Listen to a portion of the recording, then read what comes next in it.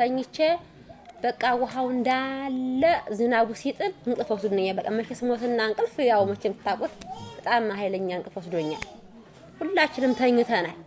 ተኝተን እንዳለ ይሄ ጎርፍ መተው ለካ መደቡን እኔንም ብንን አኩዋው ሲቀዘቅዘኝ ከዛ እንደገና ማረር ያለቀ ማረ ተነሱ ማረ ስላቸው በቃ ይክ ጭራሽ ውሃው በቃ ድፍቅ ብላ አይዛ የምታቀለ እሱም አባዋራዬን በቃ ተኝቷል አላያትም። በቃ በጣም በልቆታለችን ጭራሽ እቺ እንደገና ከዛ ተመዛችን ወደ ቀይ አወጣናት። አጋጣሚ ነው በጣም እንደው አንድ አመት ይሄው ስንቀመጥ ይሄው ተወልጄ ዝደረስኩ።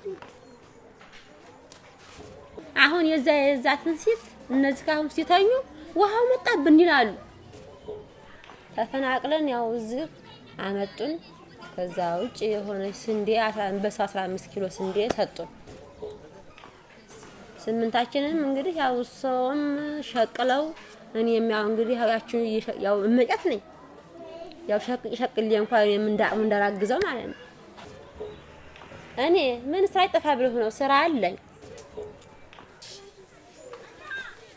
ዲስታ አፈላለሁ፣ ቡና አቆላለሁ፣ እንደገና አቦካለሁ፣ ጋግራለሁ፣ ውሃ እቀዳለሁ። ደግሞ ሳልቅ ማታ ውሃ ይቀዳል።